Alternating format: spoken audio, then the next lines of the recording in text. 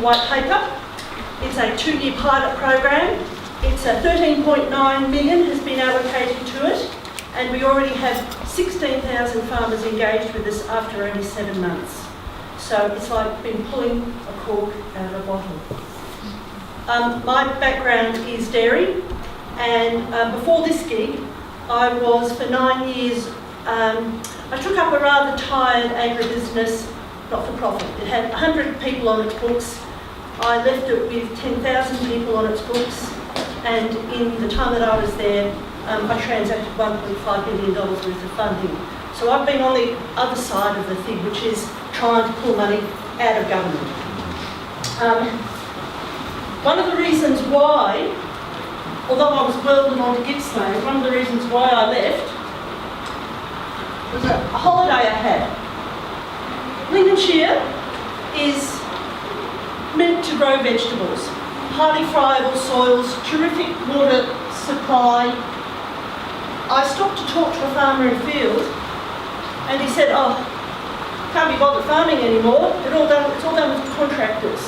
So when I said, "Well, you know, what's your fertiliser regime? What's your water use?" He said, "I don't know."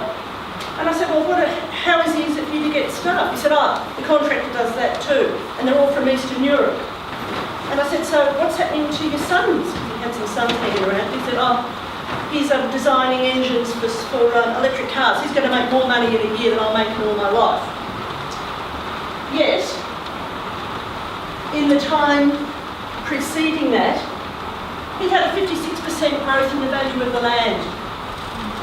And the presumption was that this would lead to exchange prosperity into the local villages and the towns. The local town is a place called Boston. So I thought, well, I'll keep an eye on this place and see what happens. Oh, by the way, there was no protected horticulture there. It was all open field horticulture. So I thought, well, you know, if they were to bring in protected horticulture, I imagine that will really boost the prosperity of the town. And this is what's happened with Boston since.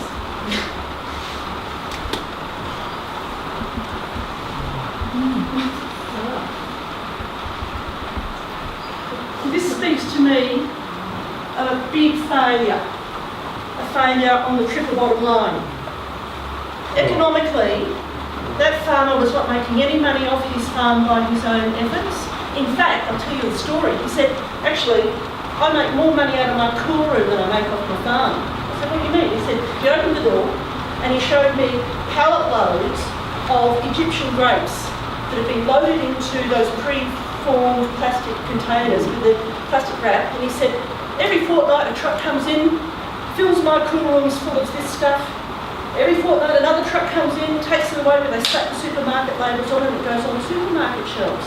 I said, "Oh, so that's your main earner?" He says, "Oh, no. My main earner is when they don't take the stuff away, and I get a message on my phone saying you can dump that stuff." He said, "Last week I burned 2 tons of lemons. They are really hard to burn, and they smell like shit when they're burning. But that is what makes me most of my money." So economically, Ross. Environmentally, I said to him, "Well, you know, if you know England, it leads into a place called the Wash, which is like a Ramsar site for seabirds." And I said, "You know, what do you know about the leachates?" "No idea," he said. So environmentally, cross.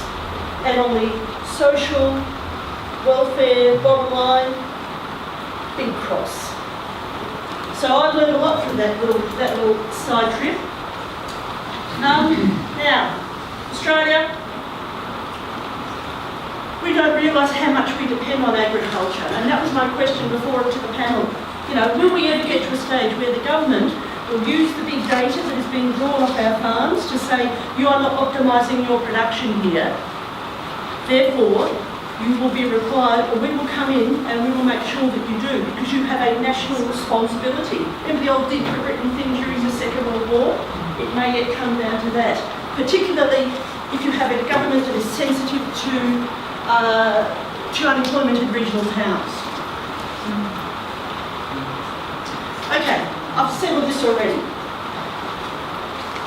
When I explain this to some people, some crusty old bull growers say, "Sue, that sounds like agrarian socialism."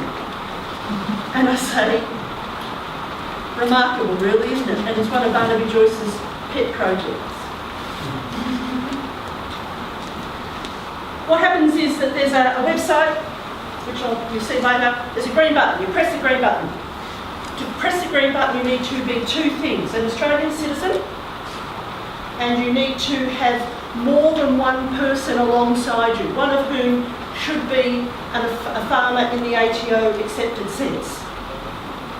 And what happens then is that you get a bit of a scrutiny on the phone by a panel of experts that we've recruited from all over Australia, all commodity groups, and they just find out whether your project is really going to fly. So if you've got gaps in your finances, you've got gaps in your legals, you've got gaps, you may wish to form a co-op. We've got starting to get an exceptional cohort of people with very deep experience in co-op formation. And they go through and they help you find where your gaps are and they help you plug it. And thereafter comes a really exciting part, which is that the very best of those projects then go on to possibly getting some funding. Also we're starting to build it. Look, I'll be honest, we are building this canoe as we are paddling it. And it's been an exciting ride, but we're assembling now a body of knowledge that gets chucked up on our website, and it's a lot of it is to do with the basic stuff that you need to support the idea of a co-op, and I'll go through these pretty quickly. We're getting a lot of the people who come into the program want to get some ideas about other than bank-driven equity, particularly for either the establishment of a co-op or a collaboration or the extension of an existing group. You don't have to be a new start. You can be an existing group. So we're coming up with some really clever alternative funding ideas. We pull in every idea that we can find around the globe. What other people are doing in that co-op and collaboration space. And also, I don't know if anyone has seen this yet, and I would dearly love you to come to me and say I want it. I do a monthly muster. I just ferret through everything I can find where there is some money to be had, nationally and locally, state by state, and it's a document that comes out every month. And you're a daft if you don't get it, because it is pages and pages and pages of funding opportunities in the ag sphere, agribusiness sphere. Right now, flood time. During the 6th, I imagine that if you're a primary producer, you can actually claim your travel and accommodation costs.